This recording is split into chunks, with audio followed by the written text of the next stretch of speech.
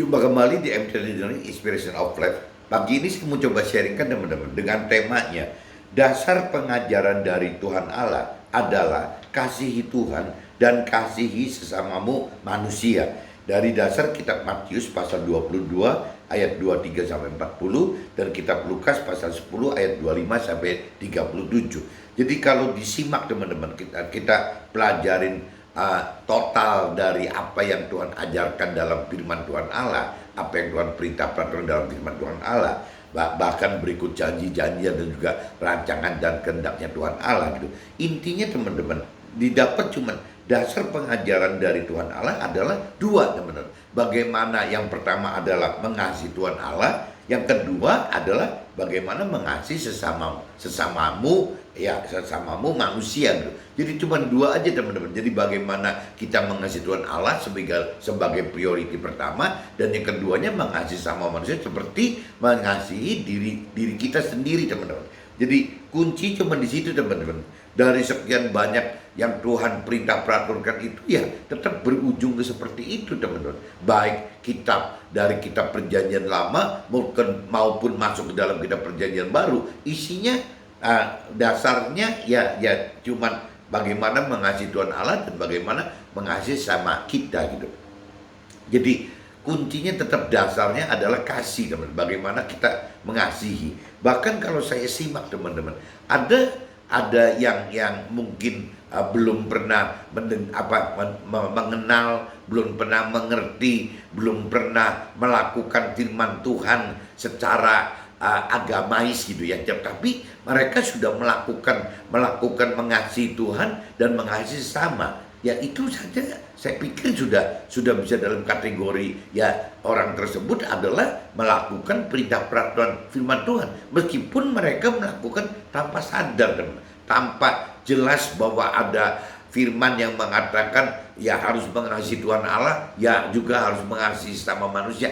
Mereka tidak pernah dengar akan firman itu, tapi mereka melakukan inti dari firman itu teman-teman. Bagaimana mereka mengasihi sesamanya gitu, bagaimana ya mereka percaya ya dan mengasihi Tuhan gitu. Ya ini apa ya, orang-orang yang taruh kata belum dalam kategori beragama, misalnya persis seperti agama yang saya coba anut gitu ya, belajar Nasrani, dan mungkin juga teman-teman anut di agama Muslim atau agama lain. Ada orang yang bicara cuma adat istiadat dan tradisi ya, tapi mereka sebenarnya belum atau tidak mengenal perintah peraturan firman Tuhan, tapi mereka sudah melakukan mengasihi Tuhan dan juga mengasihi sama manusia.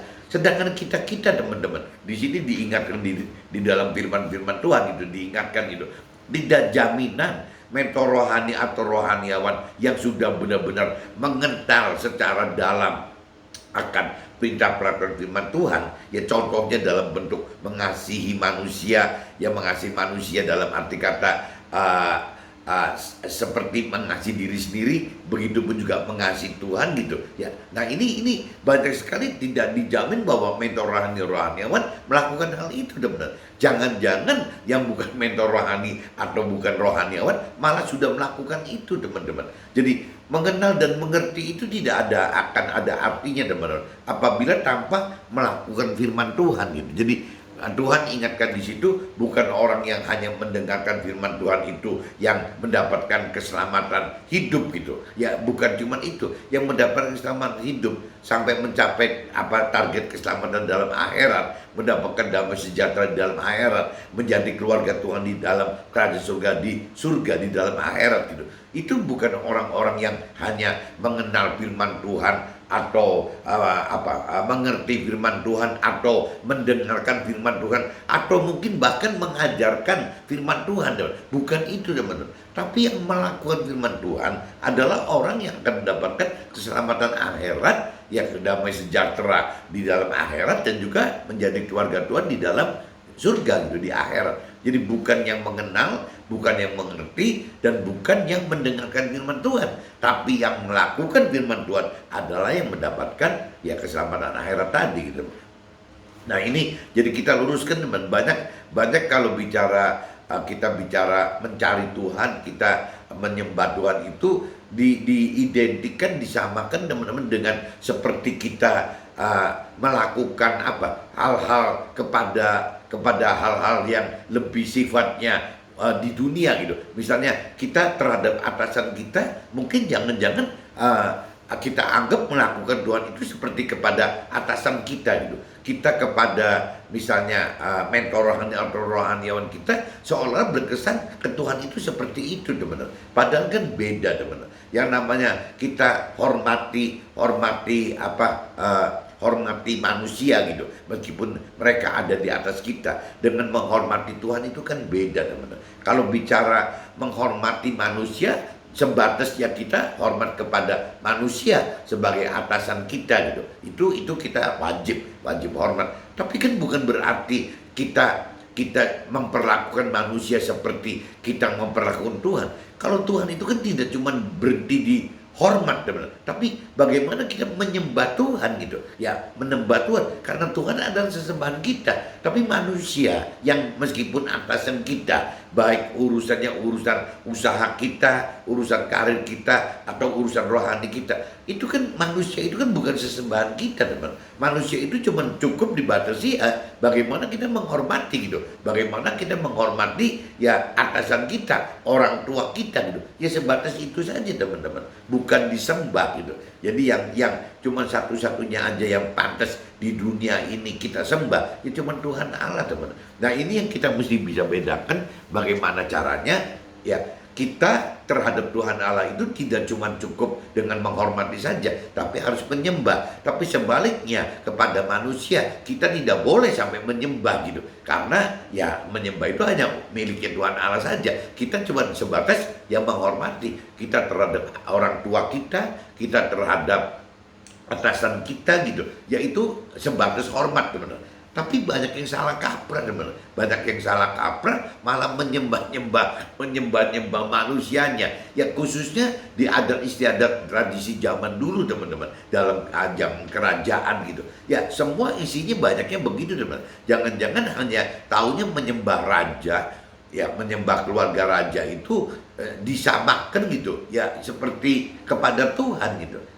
Pengabdiannya itu sampai ke level itu teman. Nah kalau sampai tidak diluruskan gitu, akhirnya ya kembali lagi ya dalam kondisi kerajaan di dunia ini malah disembah-sembah seperti kepada Tuhan gitu. Nah sebaliknya yang sebenarnya untuk Tuhan itu kita menyembah malah cuma sebatas menghormati. Ya bahkan bukan cuma menghormati, mungkin ya tidak dikenal, mungkin ya tidak dimengerti gitu, ya tidak dilakukan apa yang mestinya penyembahan itu, penghormatan pun tidak. Nah ini yang nanti dicerita hari ini, sharing hari ini teman-teman, nanti masuk ke dalam situ.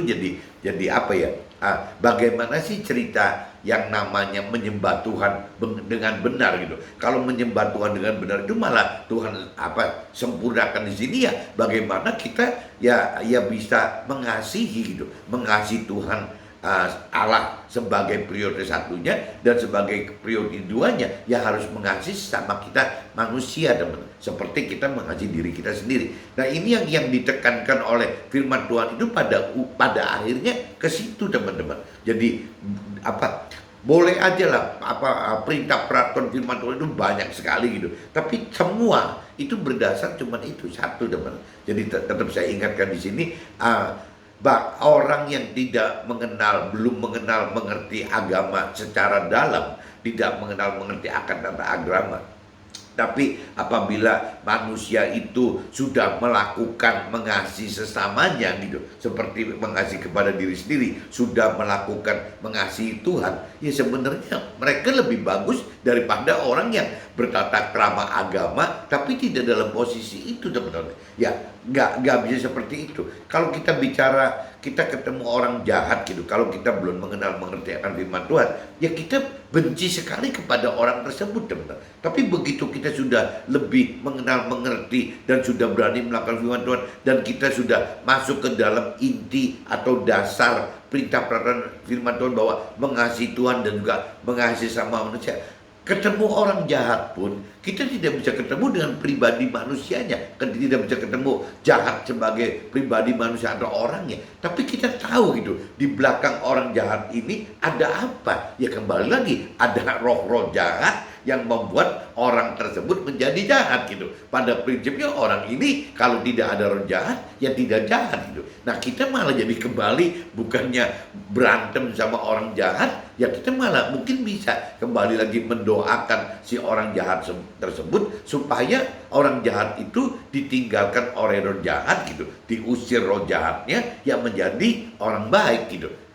Jadi perbedaan pengenalan pengertian akan firman Tuhan itu nyampe ke situ teman-teman. Jadi akhirnya semua manusia itu tidak bisa dianggap jahat gitu. Karena yang berbuat jahat itu bukan manusianya, tapi roh jahat gitu. Yang di belakang manusia itu yang harus diusir teman. Itu adalah yang sebagai musuh kita. Musuh kita yang sebenarnya bukan manusianya, bukan manusia yang jahatnya, tapi roh jahatnya sebagai itu. Nah kenapa? Kalau kita sudah mengenal mengerti sedalam ini teman-teman, ya kita akan bisa apa ya, lebih mengasihi sesama kita gitu. Karena dasar pengenalan pemikiran, pengenalan pengertian akan firman Tuhannya berbeda teman, sudah berubah gitu. Bahwa yang jahat itu bukan manusianya, tapi yang jahat itu adalah roh jahatnya. Nah ini sebelum saya masuk ke draft teman-teman, saya coba bacakan saja di kitab Matius pasal 22 ayat 23 sampai 40, dan nanti saya sambung langsung aja teman-teman dengan kitab Lukas pasal 10 ayat 25 sampai 37 teman-teman. Ini saya coba pilih dulu yang Matius teman-teman, kitab Matius pasal 22 ayatnya 23 sampai 40 teman-teman. Judul perikopnya pertanyaan orang Saduki tentang kebangkitan, itu judul perikopnya gitu. Pada hari itu datanglah kepada Nabi Isa beberapa orang Saduki yang berpendapat bahwa tidak ada kebangkitan. Mereka bertanya kepada Nabi Isa, "Guru, Musa mengatakan bahwa jika seorang mati dengan tiada meninggalkan anak, saudaranya harus kawin dengan istrinya itu dan membangkitkan keturunan bagi saudaranya itu." Zaman dulu ceritanya gitu teman-teman. Jadi kalau ada pasangan suami istri, suaminya meninggal, itu ada beban bertanggung jawab terhadap adik-adiknya si suami ini teman, untuk mengawini, menikahi si janda bekas kakak iparnya gitu. Tetapi di dalam kami ada 7 orang bersaudara. Yang pertama kawin, tetapi kemudian mati. Dan karena ia tidak mempunyai keturunan, ia meninggalkan istrinya itu bagi saudaranya. Demikian juga yang kedua dan yang ketiga sampai dengan yang ketujuh. Dan akhirnya sesudah mereka semua perempuan itu pun mati. Siapakah di antara ketujuh itu yang menjadi suami perempuan itu pada hari kebangkitan? Maksudnya di akhir itu nanti siapa suaminya gitu. Sebab mereka semua telah beristrikan dia.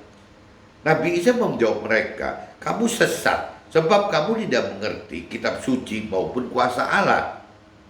Karena pada waktu kebangkitan orang tidak kawin dan tidak dikawinkan, melainkan hidup seperti malaikat di sorga." Jadi kalau kita menyimak pasal 29 dan 30, bahwa manusia itu nanti di akhirat, di dalam sorga itu tidak dikawinkan atau tidak kawin dan tidak dikawinkan gitu. Jadi hidupnya kita, ya manusia ini akan menjadi seperti malaikat yang masing-masing roh itu bertanggung jawab terhadap Tuhan Allah gitu.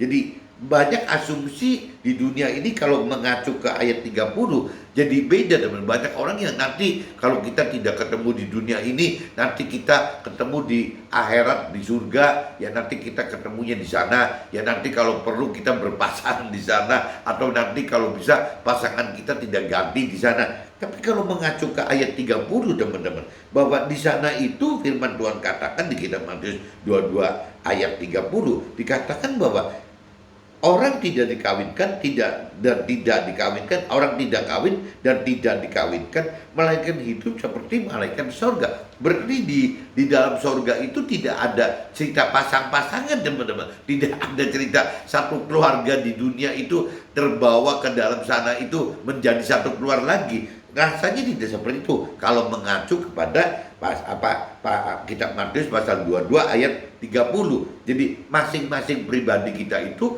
akan bertemu kepada Tuhan Allah gitu. Seperti halnya ya malaikat-malaikat di surga itu gitu. Yang masing-masing ketemu Tuhan Allah, bukan malaikat itu berpasangan atau malaikat itu punya anak gitu. Nah, ini yang kadang-kadang sering ada dualisme yang tanggapannya berbeda, teman. Ada yang ragu gitu ya, bahwa ada yang mantap sekali bahwa di akhirat itu tidak ada pasangan-pasangan gitu. Jadi semua pribadi ya kita cuma saling kenal aja gitu, bahwa ini nih bekas istri saya loh, ini nih bekas suami saya, ini nih bekas anak saya, ini bekas orang tua saya. Ya cuma tahunya mungkin ada yang imani seperti itu teman-teman. Tapi ada juga yang ragu-ragu sendiri teman, antara memang ya yang seperti yang di ayat 30 ini diceritakan, atau bisa juga masih seperti keluarga di sana, masih seolah-olah berkesan seperti pasangan kita, atau seperti anak kita, atau seperti orang tua kita. Nah, tapi juga ada yang berasumsi ya yakin seperti itu teman-teman. Ya biasanya orang-orang yang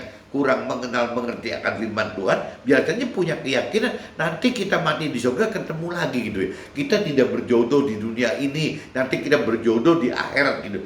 Tapi kalau mengacu ke sini, berjodoh ke siapa gitu? Masing-masing seperti malaikat kok. Ya kalau malaikat itu kan masing-masing berhubungan pribadi dengan Tuhan Allah. Tidak ada pasangannya atau keluarganya gitu.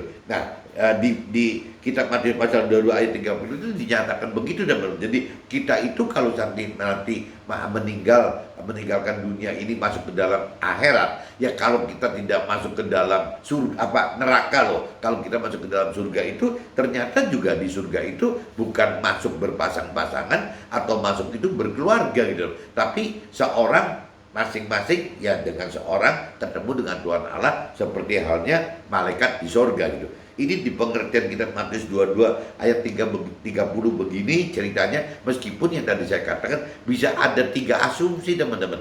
Ada yang mikir seperti Matius 22 ayat 30, ada yang masih di tengah-tengah gitu teman-teman. Ada yang malah yakin banget bahwa setelah meninggal dunia itu ya kita dengan pasangan kita akan ketemu di sana, dengan keluarga kita akan ketemu semua gitu. Tapi ya tergantung kembali lagi pengertian dan hikmat yang didapat dari Tuhan teman.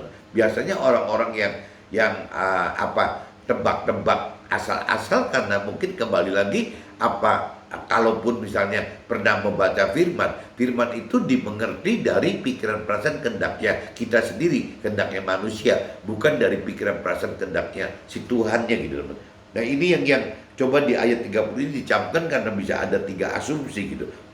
Tetapi tentang kebangkitan orang-orang mati, tidakkah kamu baca apa yang difirmankan Allah ketika Ia bersabda, Akulah Allah Abraham, Allah Ishak dan Allah Yakub. Ia bukanlah Allah orang mati, melainkan Allah yang orang hidup. Orang banyak mendengar itu takjub akan pengajarannya gitu. Ketika orang, nah ini hukum yang terutama, ini kalau cerita nyambung lagi di pasal 22 ayat 34-40 itu perikopnya berubah judul teman-teman. Hukum yang terutama gitu, yang perikopnya judulnya itu. Ketika orang-orang Farisi mendengar bahwa Nabi Isa telah membuat orang-orang Saduki itu bungkam, berkumpullah mereka. Dan seorang dari mereka, seorang ahli Taurat, bertanya untuk mencobai Nabi Isa, Guru, hukum manakah yang terutama dalam hukum Taurat? Jawab Nabi Isa kepadanya, kasihilah Tuhan Allahmu dengan segenap hatimu dan segenap jiwamu dan dengan segenap akal budimu. Jadi kalau cerita ahli Taurat nanya kepada Nabi Isa, jawabnya gitu, kasihilah Tuhan Allahmu dengan segenap hatimu dan dengan segenap jiwamu dan dengan segenap akal budimu. Itulah hukum yang terutama dan yang pertama gitu. Jadi Nabi Isa tekankan itu, bahwa itu hukum yang terutama dan yang pertama. Dan hukum yang kedua yang sama dengan itu ialah kasihlah sesamamu manusia seperti dirimu sendiri. Ya, pada kedua hukum inilah tergantung seluruh hukum Taurat dan kitab nabi-nabi. Jadi pengen kita perjanjian lama di Nasrani atau kita perjanjian baru di Nasrani gitu. Ya dua-duanya itu tetap teman-teman. Jadi hukum yang terutama dasarnya yang Tuhan perintah peraturan itu ya adalah satu mengasihi Tuhan Allah, kedua mengasihi sama kita gitu. Ini yang ditekankan oleh Nabi Isa, diingatkan kepada kita seperti itu teman-teman. Nah ini kalau kita lanjut lagi teman-teman di kitab Lukas gitu, kitab Lukas pasal 10 ayat 25 sampai 37 teman-teman. Ini bunyinya, ini perikopnya teman-teman, orang Samaria yang murah hati. Kalau di kitab Alkitab, di kitab Nasrani, orang Samaria itu orang yang dianggap kurang mengerti akan Tuhan gitu, kurang mengerti akan firman Tuhan. Bahkan di nomor 2 kan teman, dianggapnya orang-orang yang kurang suci, kurang kudus gitu. Kesannya seperti itu teman. Ini kalau kita perbandingkan antara orang Samaria dan orang Yahudi, itu dianggap seperti itu. Kalau mungkin di India sih apa sih, seperti ada kasta-kasta begitu sebenarnya. Jadi kasta urusan rohaninya orang Samaria itu lebih rendah daripada kasta orang rohaninya si Yahudi gitu. Jadi rada diremehkan gitu dalam hal rohani gitu teman-teman, dalam hal Tuhan gitu. Nah orang Samaria murah hati. Pada suatu kali berdirilah seorang ahli Taurat untuk mencobai Nabi Isa. Katanya, "Guru, apa yang harus kuperbuat untuk memperoleh hidup yang kekal?" Jawab Nabi Isa kepadanya, "Apa yang tertulis dalam hukum Taurat? Apa yang kau baca di sana?" Nah, jawab orang itu, "Kasihilah Tuhan Allahmu dengan segenap hatimu dan segenap jiwamu dan dengan segenap kekuatanmu dan dengan segenap akal budimu, dan kasihilah sesamamu manusia seperti dirimu sendiri." Itu di kitab Taurat yang tuh begitu teman-teman. Nah, Nabi Isa katakan kepadanya, "Jawabmu itu benar, perbuatlah demikian, maka engkau akan hidup."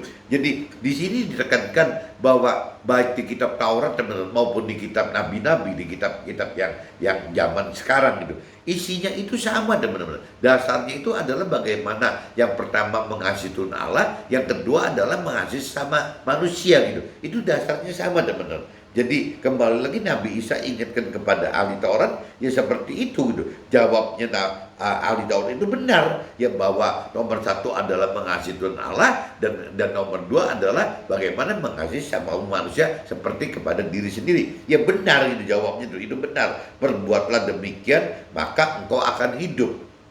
Tetapi untuk membenarkan dirinya, orang itu berkata kepada Nabi Isa, "Dan siapakah sesamaku manusia?" Nah ini kalau ahli Taurat itu pengen mencobai Nabi Isa, jadi nanya lagi gitu, yang disebut sesama manusia itu siapa? Siapa sih sesama manusia yang mesti kita kasihi gitu? Ya, apakah ada kriteria khusus gitu, sesama yang kita mesti kasih itu kriterianya mesti A, B, C, D gitu. Itu yang ahli Taurat lemparkan kepada Nabi Isa gitu. Nah, malah jawab Nabi Isa itu dengan perumpamaan, adalah seorang yang turun dari Yerusalem ke Yeriko. Ia jatuh ke tangan penyamun-penyamun yang bukan saja merampoknya habis-habisan, tetapi yang juga memukulnya, dan yang sudah itu pergi meninggalkannya setengah mati. Jadi ini Nabi Isa mengumpamakan cerita bahwa ada seorang yang turun dari kota Yerusalem ke kota Yeriko, ya ia jatuh ke tangan penyamun gitu, yang bukan saja merampoknya habis-habisan, tetapi juga memukulnya, dan yang sudah itu pergi meninggalkannya setengah mati gitu loh. Kebetulan ada seorang imam turun melalui jalan itu. Ia melihat orang itu, tetapi ia melewatinya dari seberang jalan. Ini teman-teman juga simak yang ayat 31 itu. Kebetulan ada seorang imam. Berarti seorang imam itu kan orang yang sudah mengerti akan firman Tuhan teman-teman. Ya tapi ternyata seorang imam tersebut hanya melihat orang itu, tetapi ia melewatinya dari seberang jalan. Tidak menolongin orang yang habis dirampok dan dipukulin ini gitu. Demikian juga seorang Lewi datang ke tempat itu. Ketika ia melihat orang itu, ia melewatinya dari seberang jalan juga. Nah, ini kalau tadi diumpama seorang imam, berarti kan pasti mengerti akan firman Tuhan itu. Dan begitu pun juga seorang Lewi, teman. Lewi, kalau tidak salah Lewi itu adalah suku Lewi adalah orang yang ditugaskan oleh Tuhan memberikan pujian penyembahan kepada Tuhan. Ya pasti orang yang bisa memberikan pujian penyembahan kepada Tuhan, ya pasti kriterianya kan orang juga yang sudah mengenal Tuhan, mengerti firman. Tapi ternyata tidak beda, teman. Seorang imam dengan Lewi itu ya cuma melihat dan melewati dari seberang. Jadi orang yang dipukuli oleh penyamun itu, dirampok dan dipukuli oleh penyamun itu tidak ditolongi, teman-teman. Lalu datang seorang Samaria. Nah, orang Samaria ini tadi diumpamakan orang yang kastanya lebih rendah secara rohani dibanding orang Yahudi gitu. Nah, ini lalu datang seorang Samaria yang sedang dalam perjalanan ke tempat itu, dan ketika ia melihat orang itu, tergeraklah hatinya oleh belas kasihan. Nah, ini orang Samaria ini yang dianggap tidak terlalu mengerti akan firman Tuhan, malah orang Samaria ini yang menolongi orang yang habis dirampok dan dipukuli itu, teman-teman.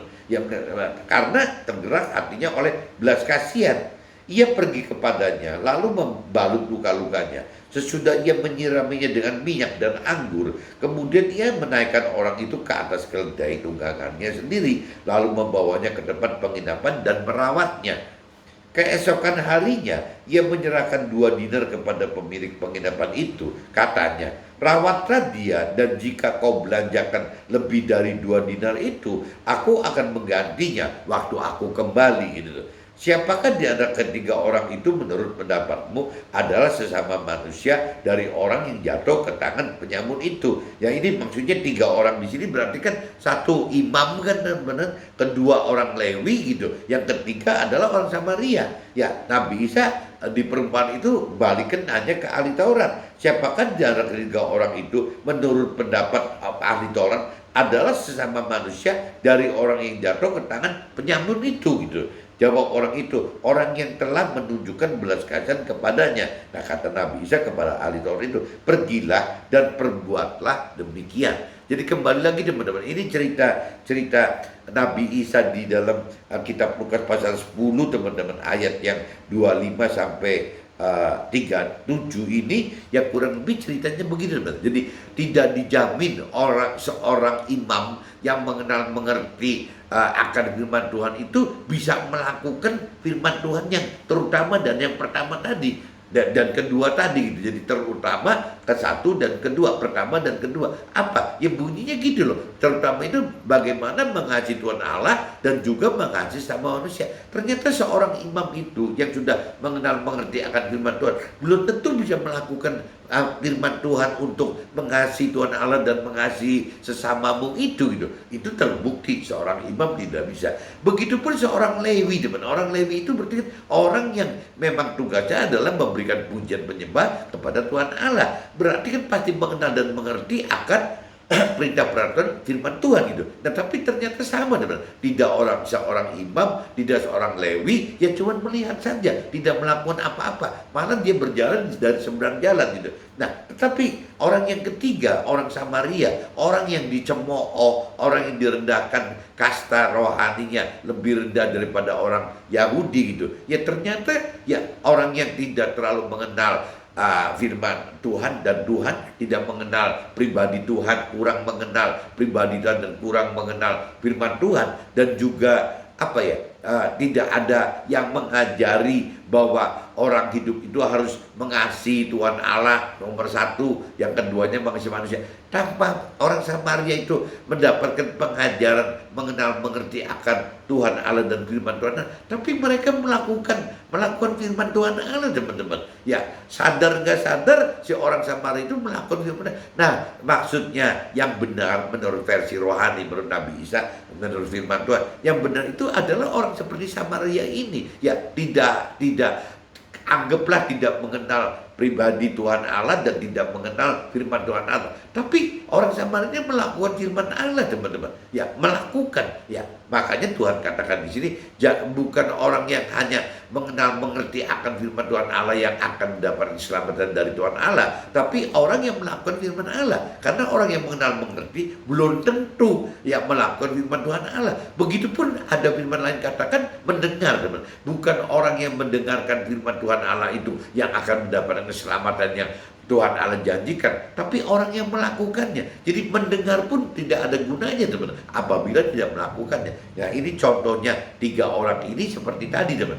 Orang imam itu, orang Lewi itu jelas mengenal mengerti akan firman Tuhan, tapi tidak melakukannya. Orang Samaria kurang mengenal, kurang mengerti akan Tuhan Allah dan firman Tuhan Allah, tapi melakukannya.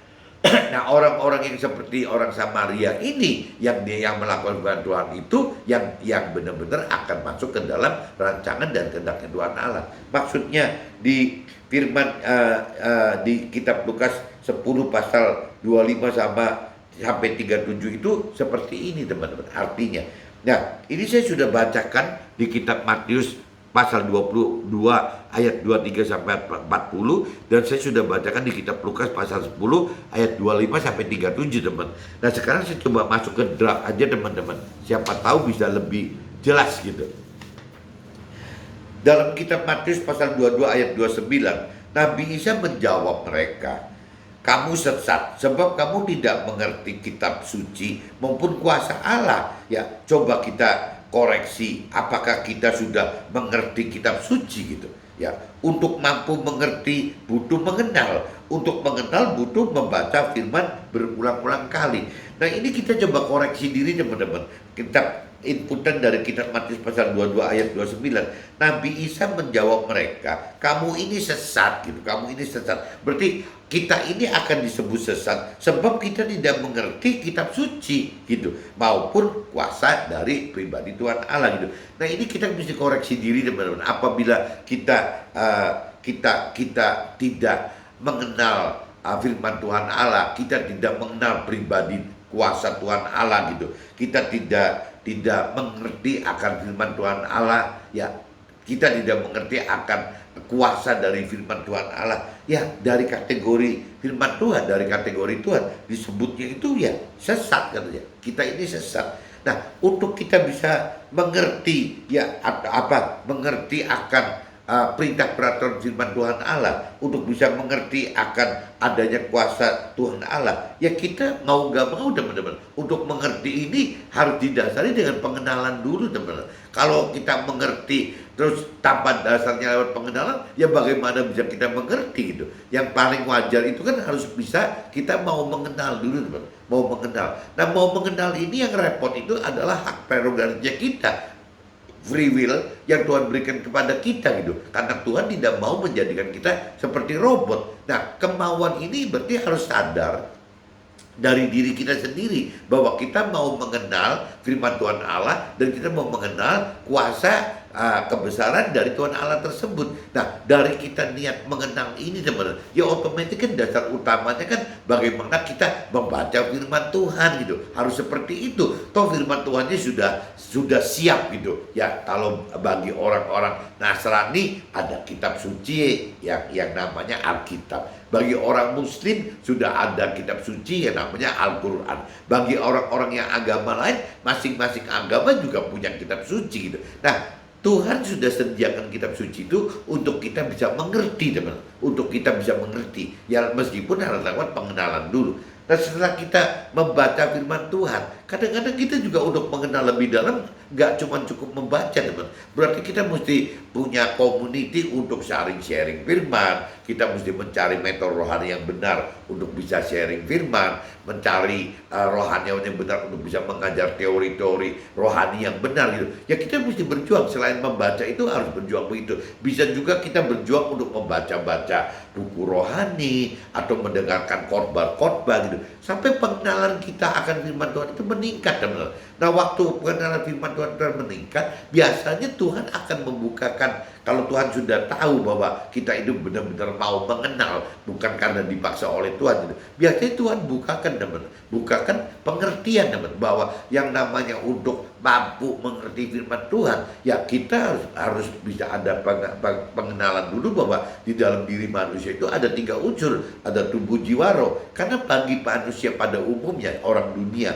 orang keyakinan pada umumnya, manusia itu cuma dianggapnya 2 teman, cuma tubuh dan jiwa. Kalau tubuh dan jiwa itu binatang pun ya terdiri dari dua, tubuh dan jiwa. Bedanya kita dengan binatang adalah kita ini ada tiga unsur, ada tubuh, jiwa, dan roh gitu. Kalau binatang itu berhenti tubuh dan jiwa saja. Bahkan saya pernah sharingkan, kalaupun manusia-manusia yang hebat zaman sekarang itu bisa membuat robot, teman. Itu robot itu cuma satu, teman, cuma tubuh saja. Jiwa aja juga tidak punya. Binatang atau makhluk yang lain di luar manusia itu yang mempunyai tubuh dan jiwa, teman. Tapi hanya satu-satunya makhluk yang mempunyai roh itu cuma manusia aja, teman. Itu istimewanya manusia di mata Tuhan itu seperti itu gitu. Nah, kalau karena kita sudah mengerti bahwa di dalam kita itu ada roh gitu, berarti kita ini ada tubuh, jiwa, roh. Nah, roh kita ini, teman, yang Tuhan tempat taruh di dalam kita, itu adalah roh tempat bernaungnya, bersemayamnya roh Tuhan dari Tuhan di dalam kita, teman. Itu adanya di roh kita gitu. Kalau tidak ada roh kita, roh Tuhan itu tidak bisa bersemayam, tidak bisa berdiam dalam kita, teman. Roh Tuhan itu tidak bisa masuk bersemayam di dalam jiwa kita, tidak bisa bersemayam dalam tubuh kita. Roh Tuhan itu hanya dapat bersemayam di dalam roh kita gitu. Nah, berarti waktu roh kita di pengertian kita tahu bahwa ada roh kita, ya berarti roh Tuhan bisa ada bersemayam di dalam kita, di dalam roh kita. Nah, pertanyaannya, kalau kita tidak mengundang, kita tidak meminta Tuhan atau Nabi Isa tidak meminta kepada Tuhan bahwa roh Tuhan yang sudah ada di dalam kita dihidupkan, itu juga nggak mungkin bisa itu. Meskipun sudah ada wadah roh kitanya, teman-teman. Jadi tetap kita mesti minta kepada Tuhan, kita minta kepada Nabi Isa juga sudah minta kepada Tuhan bahwa kalau bisa semua manusia itu roh Tuhan yang sudah Tuhan berikan kepada setiap manusia dihidupkan, teman-teman. Jadi bukan tidak ada, sudah ada gitu. Roh Tuhan ini sudah ada dari dulu sudah ada, dari zamannya roh kita ada, yaitu berarti roh Tuhan juga sudah ada gitu. Nah, cuman belum dihidupkan, teman. Nah, ini yang Nabi Isa minta ke Tuhan Allah bahwa roh Tuhan yang di dalam Nabi seperti yang di dalam Nabi Isa itu, yang ada di dalam manusia itu semua minta dihidupkan gitu. Nah, waktu kita menghidupkan roh Tuhan di dalam roh kita, akhirnya kita jadi mampu mengerti, teman. Mampu mengerti firman Tuhan dari sisi pikiran, perasaan, kehendak Tuhan. Bukan firman Tuhan itu dipikirkan, dirasakan dan dikehendaki, ya dimengerti dari sisi pikiran, perasaan, kehendak sekitar manusianya ini gitu. Nah, kalau firman Tuhan dipikir dari pikiran, perasaan, dan kehendak manusia, yang kita sebut di Nasrani itu logos, teman-teman. Hanya teori-teori rohani atau teologi saja gitu. Tapi kalau misalnya firman Tuhan itu dikenal dan dimengerti dari pikiran, perasaan, kehendak Tuhan, yaitu namanya menjadi rema, teman. Tuhan firman Tuhan itu akan jadi hidup. Jadi bedanya di situ, teman-teman. Jadi kita mesti berjuang bagaimana caranya untuk mengenal gitu kan, karena kemauan kita tidak bisa dipaksa, kita harus mau mengenal dan berarti baru belajar mengerti. Setelah mengerti berarti akan menghidupkan roh Tuhan gitu yang ada di dalam roh kita, dan baru dari situ kita akan berani mampu melakukan firman Tuhan, punya keberanian untuk melakukan firman Tuhan, punya iman untuk melakukan, berani melakukan firman Tuhan. Nah, itu, teman-teman. Jadi hidup kita kalau sudah firman roh Tuhan itu hidup, berarti hidup kita terdiri dari ada dasar firman Tuhan kan, ada roh Tuhan gitu, dan ada iman gitu. Iman untuk mampu melakukan firman Tuhan tadi, teman-teman. Kitab Matius pasal 22, teman-teman. Kitab Matius pasal 22 ayat 34 sampai 39. Ini pengajaran Tuhan adalah kasihilah Tuhan dengan segenap hati dan jiwa serta akal budi kita, dan juga kasihilah sesamamu manusia seperti dirimu sendiri. Kasih Tuhan dan sesama manusia. Jadi kuncinya itu, teman-teman. Ya, tidak ada perintah peraturan firman Tuhan yang lebih dari ini gitu. Yang Tuhan tekankan adalah yang terutama itu ya ini nih. Ya, bagaimana kuncinya adalah mengasihi Tuhan Allah.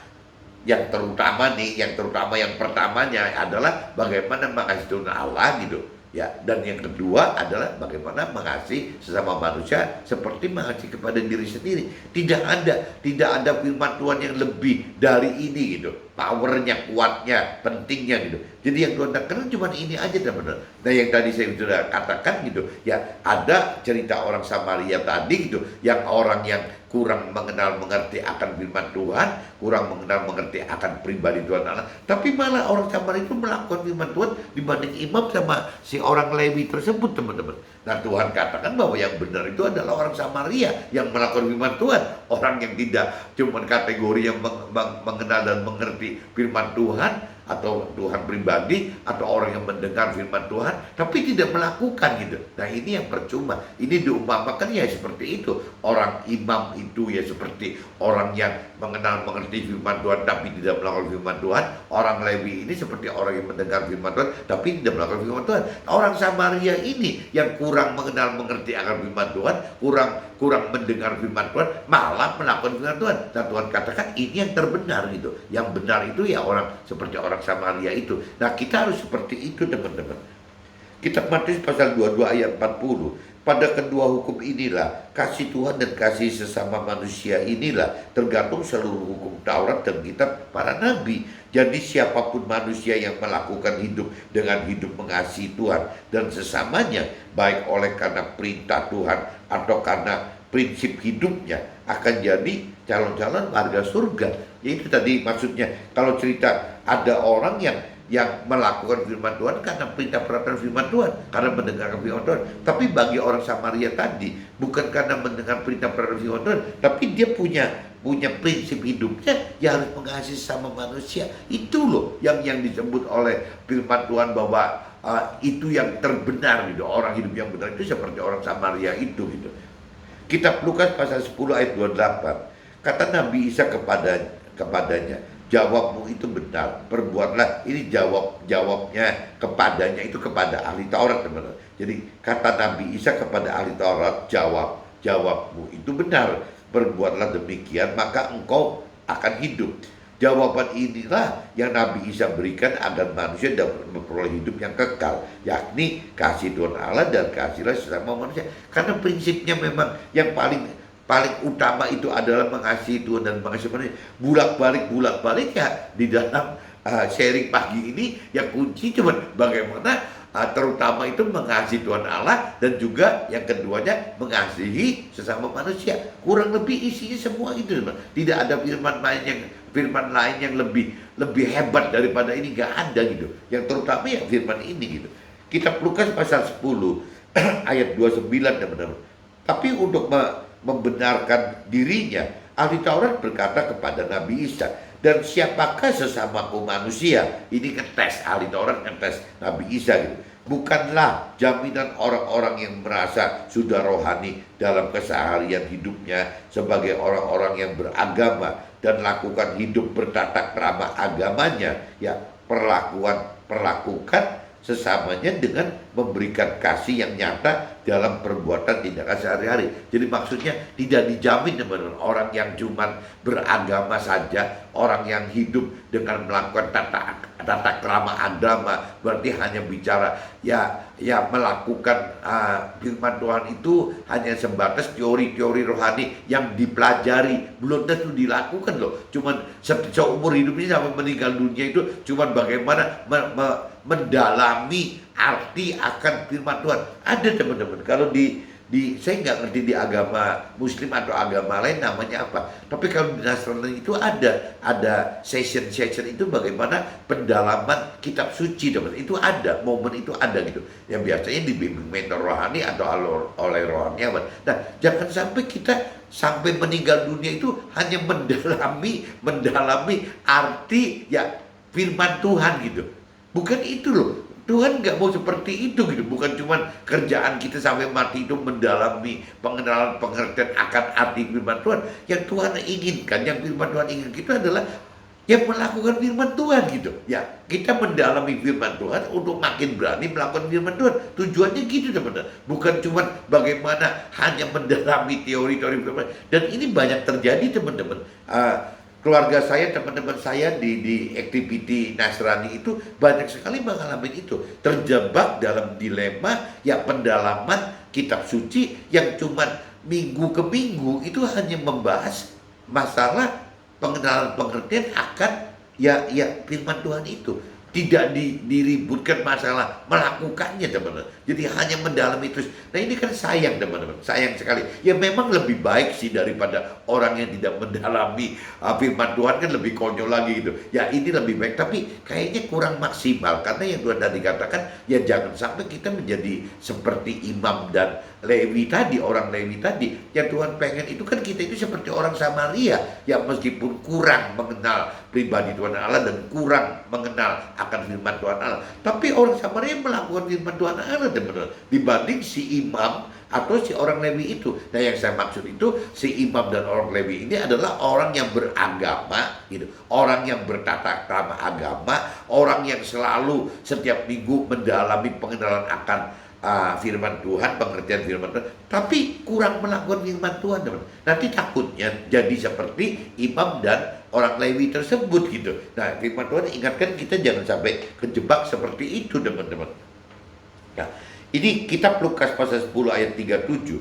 Orang yang telah menunjukkan belas kasihan kepada semua orang adalah orang yang kasih Tuhan sekaligus mengasihi sesamanya. Kata Nabi Isa kepada ahli Taurat, pergilah dan perbuatlah demikian. Itu jadi kembali lagi, kalau memang kita mau pengen tahu apa sih hukum yang terutama yang Tuhan Allah ajarkan kepada kita gitu, yang di dalam firman Tuhan Allah, ya cuman itu teman. Yang terutama itu adalah mengasihi Tuhan Allah, mengasihi Tuhan Allah, dan juga mengasihi sesama kita, ya sesama manusia itu seperti kita mengasihi diri kita sendiri. Kuncinya itu teman-teman. Jadi tidak ada cerita yang lain. Kuncinya ya bagaimana kita mengasihi ya seperti itu gitu. Dan jadi pagi ini saya coba sharingkan teman-teman. Dasar pengajaran dari Tuhan Allah adalah yang mengasihi Tuhan dan kasih sesamamu manusia. Kunci utamanya ada di sini teman-teman. Jadi ya alangkah baiknya kita juga mengerti akan firman Tuhan yang lain teman-teman. Cuman yang terutama ya kita harus taruh kata kita belum mengerti firman Tuhan lebih dalam gitu. Ya tapi minimal ya kita seperti orang Samaria tadi teman-teman. Kita sudah lebih mau dan lebih berani melakukan firman Tuhan daripada kita terus-terusan mempelajari seperti si imam gitu, si orang Lewi, bagaimana terus setiap hari mempelajari, mengenal, mengerti akan firman Tuhan, tapi tidak bisa melakukan firman Tuhan teman. Di mata Tuhan, di mata firman Tuhan, sebenarnya imam dan orang Lewi ini jadi kurang benar teman-teman. Ya malah Tuhan lebih membenarkan orang-orang Samaria ini gitu, yang sebenarnya kurang mengerti akan firman Tuhan, tapi karena lebih condong orang Samaria ini langsung melakukan firman Tuhan, ini Tuhan atau firman Tuhan anggap bahwa orang Samaria ini lebih benar teman dibanding pola-pola hidup kebenaran dari orang-orang si ahli imam dan si orang Lewi ini teman-teman. Ya kembali lagi teman-teman. Nah, jadi kalau kembali lagi supaya kita tidak sesat itu kan kita pertama sekali kan harus mengenal firman Tuhan teman. Apabila kita tidak mengenal firman Tuhan, ya Tuhan anggap bahwa kita ini sesat, seperti di kitab Matius 22 ayat 29 tadi gitu. Nah supaya tidak sesat ya kita harus mengenal firman Tuhan. Nah untuk bisa mengenal firman Tuhan ya kita harus membaca firman Tuhan, harus sharing firman Tuhan dengan mentor rohani atau rohaniawan atau teman rohani kita. Kita bisa membaca banyak buku-buku rohani gitu. Kita bisa banyak mendengar khotbah-khotbah. Kalau buat saya pribadi kadang-kadang saya mendengar khotbah itu bisa dari semua agama, saya bisa dengerin teman, sehingga saya bisa cross check yang sama mana, yang tidak sama mana gitu. Ya kita cuma ambil dari yang baik-baiknya aja gitu, dari agama yang lain kita ambil baiknya yang sesuai. Nah itu yang saya terapin gitu, berarti sama gitu. Nah selain itu juga setelah kita lebih dalam mengenal akan firman Tuhan, ya biasanya tadi saya katakan ada momen Tuhan itu membukakan pengertian kepada kita lebih teman. Dari kita mengenal itu dibuka gitu. Nah waktu dibuka ya salah satunya gitu, ya Tuhan akan memberikan pengertian kepada kita bahwa yang namanya kita itu dari tubuh jiwa roh, yang bahwa di dalam roh kita ini ada tempat bersemayam roh Tuhan. Roh Tuhan itu ternyata dari awal Tuhan sudah berikan kepada semua manusia, tidak Nasrani aja. Dan tinggal problemnya bagaimana cara menghidupkan roh Tuhan ini. Kita harus minta ke Tuhan, karena Nabi Isa sudah pernah mintakan untuk kita. Nah waktu kita sudah bisa menghidupkan roh Tuhan yang ada di dalam roh kita, pengertian kita jadi berubah sebenarnya. bagaimana kita mengenal, mengerti apa firman Tuhan itu dari pikiran perasaan kehendak Tuhan, sehingga akhirnya melahirkan rema. Nah, waktu firman itu menjadi rema, kita makin berani untuk beriman melakukan firman Tuhan, teman. Ujungnya situ. Jadi kuncinya nanti ada satu paket, teman. Bagaimana kita harus hidup dalam firman Tuhan, bagaimana kita harus menghidupkan roh Tuhan, dan ujung-ujungnya kita beriman, teman. Kita lebih beriman untuk lebih mampu dan lebih mampu melakukan firman Tuhan. Oke, teman-teman. See you. Bye-bye.